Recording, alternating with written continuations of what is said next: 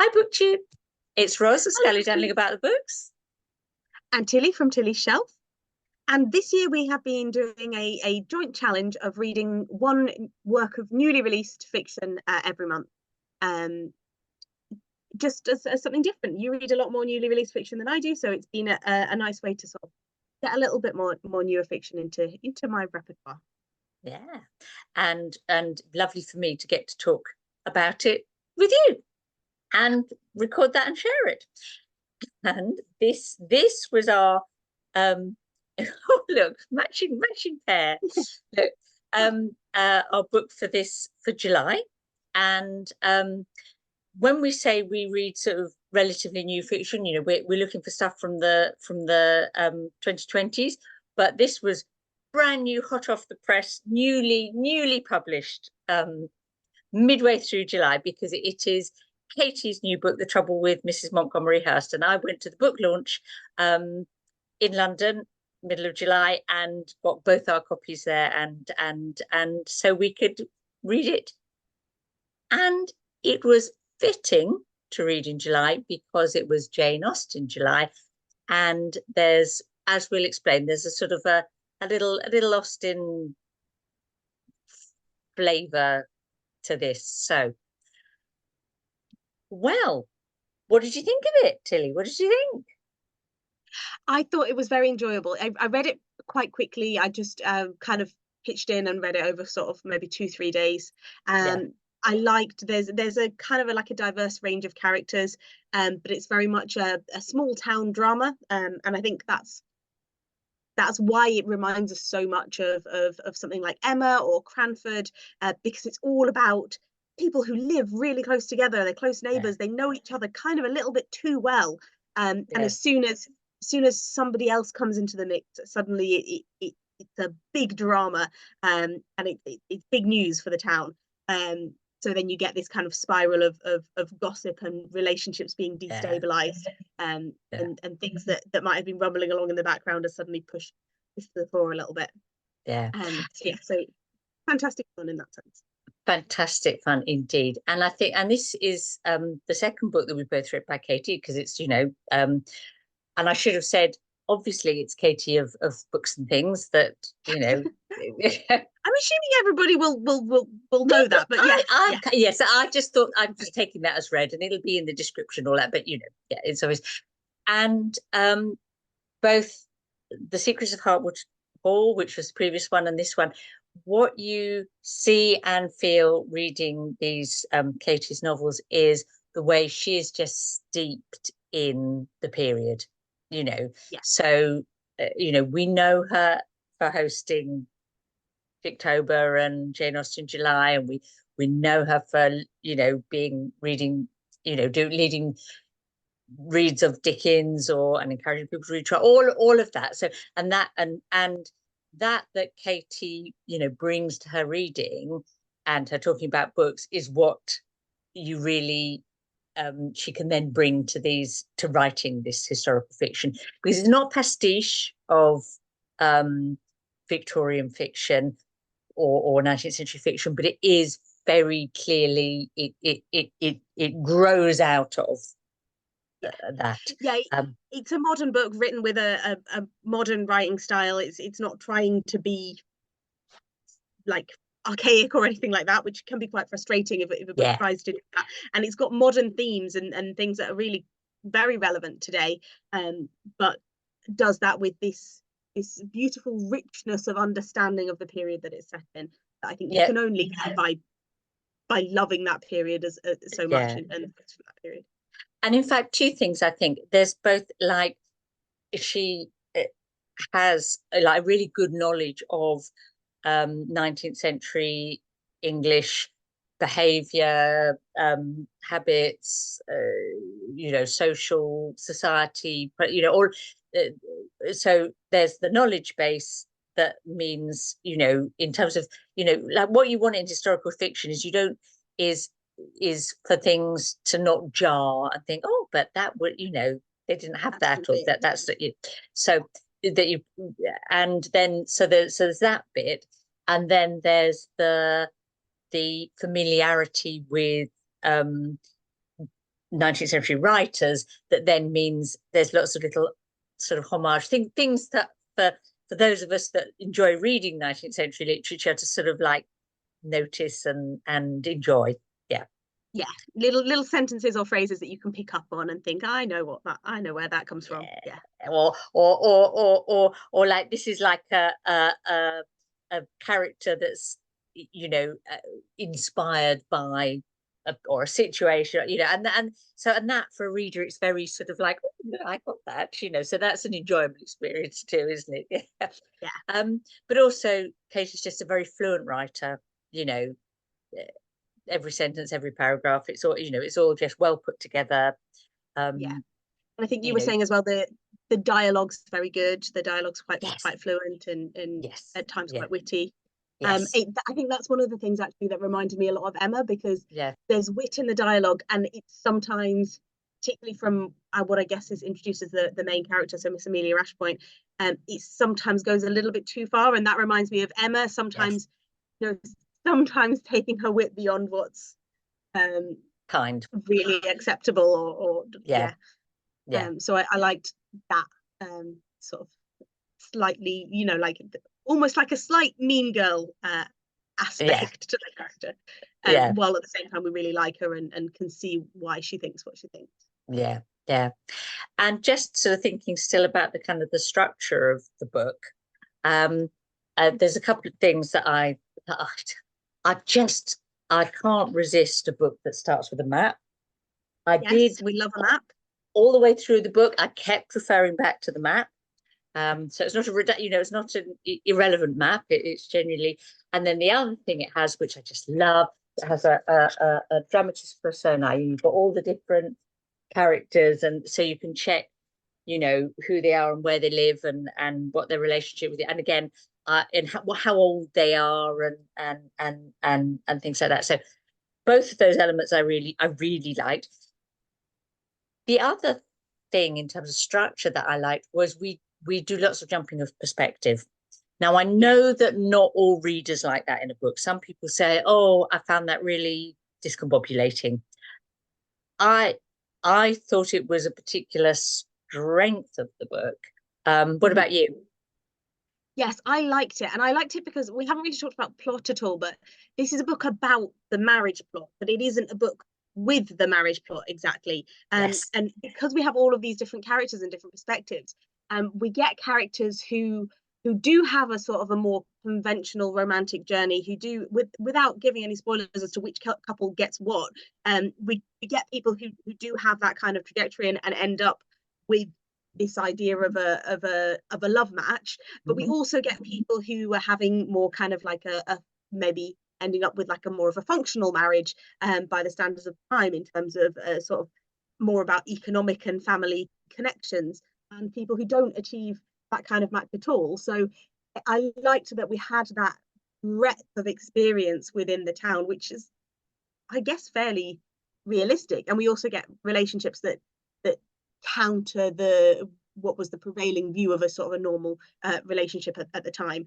Yeah. which I think is great. If you've read Katie's previous book, The Secrets of Albert Hall, you'll maybe kind of expect that Yeah. kind of different approach to handling relationships and past relationships that maybe aren't quite what they seem. Um, so yeah, I think having a bigger cast of characters in this one, and yeah, seeing things from different perspectives, but also seeing characters that maybe when you see them from one person's perspective, you think, oh, that they're not a very nice person, but then you start to see their own perspective, and you Yes. understand their motivations a little bit more, and you understand what's going on for them. Yeah. I think one of the reasons that it reminded me, as a more modern point of reference, instead of Emma and Bamford, it reminded me a bit of Bridgerton, um, which we all know and love, Yes. us Regency fans, ridiculous though it is at times. It's obviously, this is a lot less raunchy than Bridgerton, but particularly as Bridgerton has progressed, we've seen characters that in the first series were maybe just seemed a bit like stereotypes, or seemed just Yeah. unpleasant or cruel, or not necessarily sympathetic characters. And then when you understand where they're coming from and what the situation that in their life is, suddenly you begin to think, oh, I know why they're working in that way. And we got the same experience, I think, in this book. Yeah. Especially And the gossip yeah, mill, yeah. the And rumours I know that Katie always says she doesn't like George Eliot. That's her unfavourite classic 19th century, big name author. But what I felt it has in common with George Eliot is that kind of humane quality. So just what you're describing, that you have characters that kind of set up as potentially the bad guy or the mean girl or whatever, and then you actually, what you ultimately see, and Trollope is the same really, that most people are just human and yeah, have their good sides and their bad sides and their pressures and their what, and that's, that very much comes through it. The other thing about those multiple perspectives is it, and where it reminded me of, say, of like Cranford or some Trollope, is that like, rather than just having rather than saying, oh, this is our central plot, these two people, it's not that. It's more like a community. yeah, it's the plot of the community. It's the story of the Yeah, community coming to terms with a change in the balance of the community.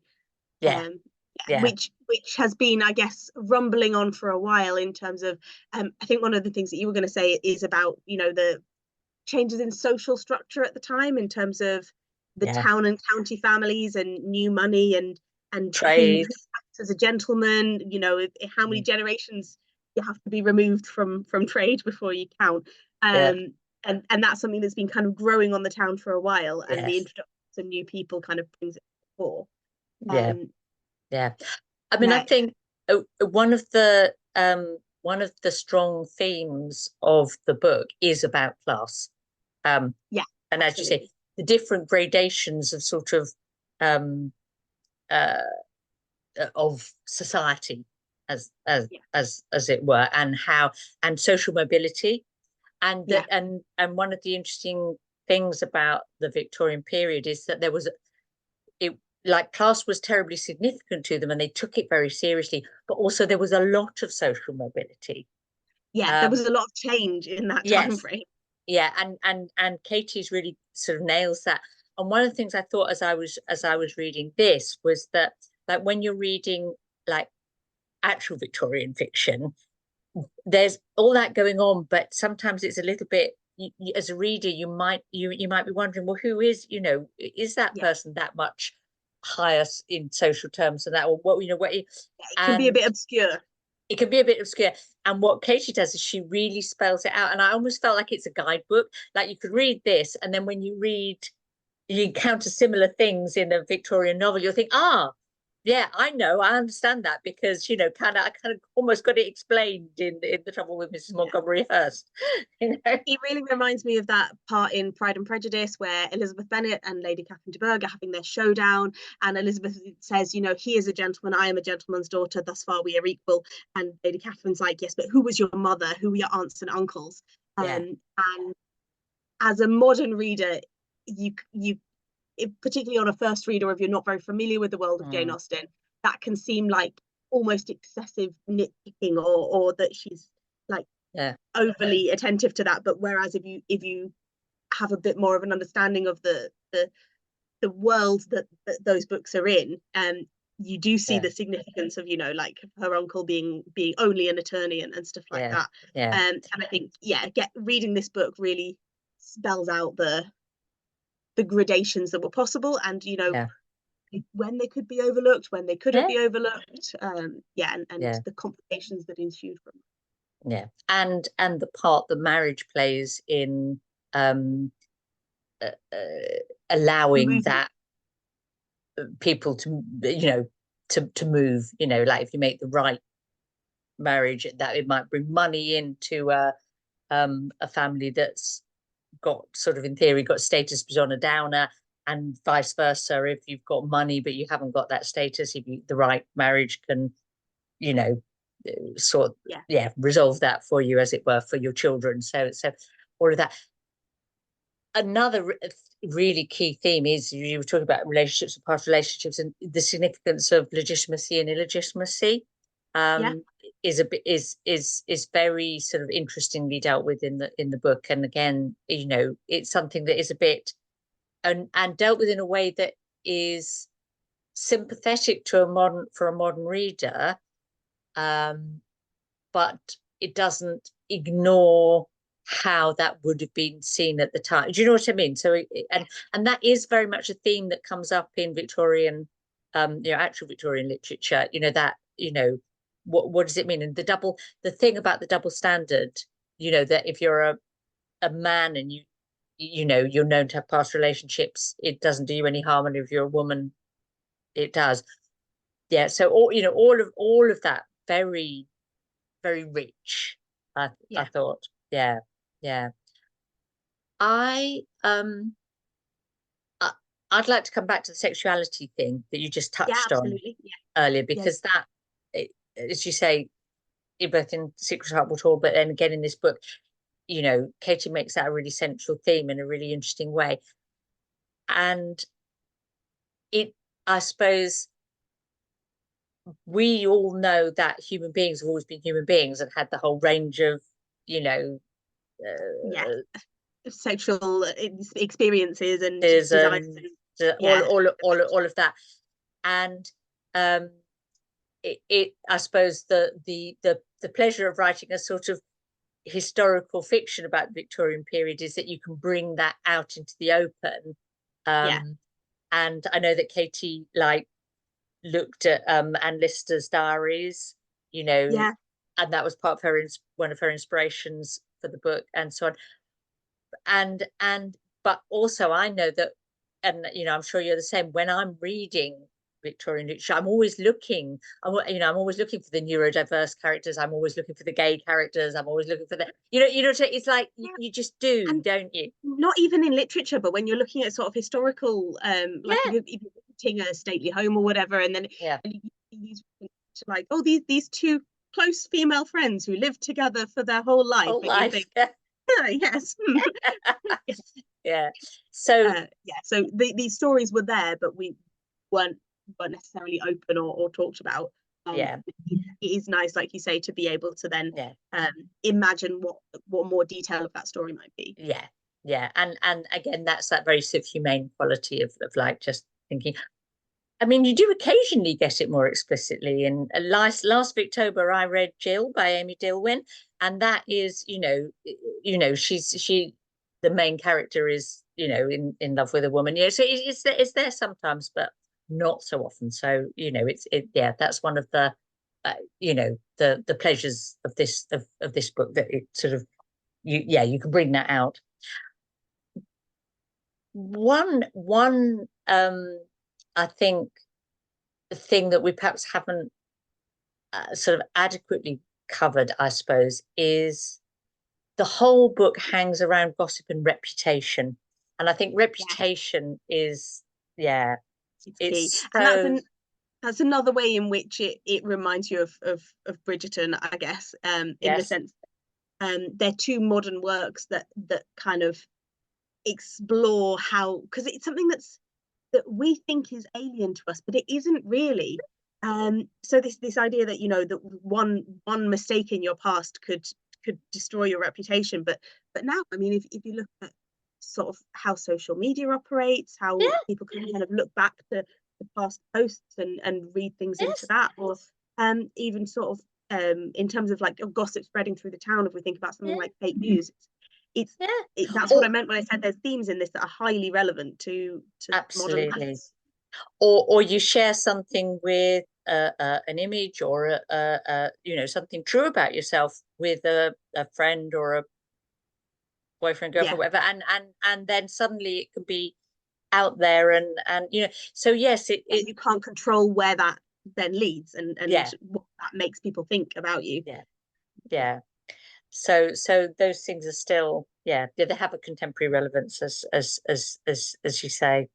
I mean, my abiding feeling about the book was I just had such fun reading it, and I always think, like, what the important thing always is to judge a book by, does it achieve what it set out to achieve? And I think what Katie was looking to achieve was, she was writing a book that she would like to read, that anyone could just enjoy reading, and that you would lap up, and it's sort of a if I say it's a romp, that sounds a bit sort of like, but you know what I mean. I know what was you mean. Yes, the pace of it and the yes, level of entertainment that you expect from yes. it. Yeah. I mean, there were really moving moments and serious moments, but the overall, yeah, as you say, the overall feel and pace is like, oh yeah, eat it up, eat it up.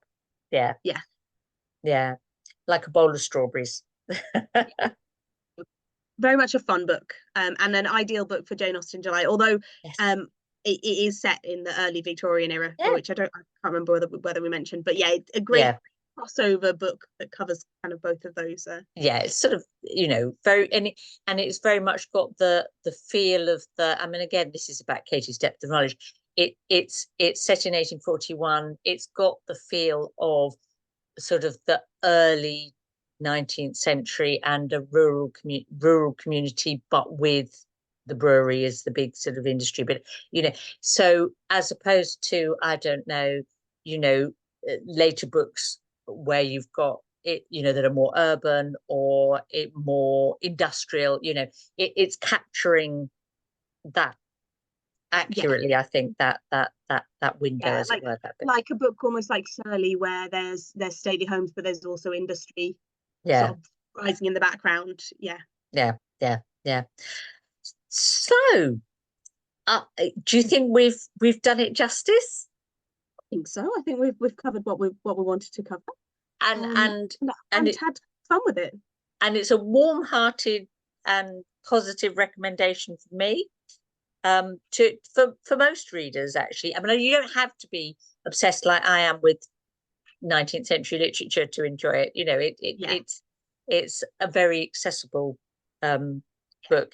You'll get little extras out of it if yeah. you're but it's there for anyone, I think. Yeah, Yeah, would you say and that's if you fair? enjoy sort of historical fiction, I think also it could make quite a good book group kind of read because there's stuff to discuss in it. Um, yeah, just generally, if it sounds like your cup of tea, give it a go. Give it a go. Yes, yes. And we've picked our August book that we're reading. We're coming kind of up to date. Again, it was a 2024 release. It's Small Joys by Elvin James Mensah. So we're we're in sort of London, Southern England, contemporary, Yeah. mental health, So friendship, moving forward some centuries, but moving forward yeah, some centuries, and I'm really looking forward to that one. So yes. and so Look we'll forward be to chat back about that in a few weeks later in to August. talk about that. Bye.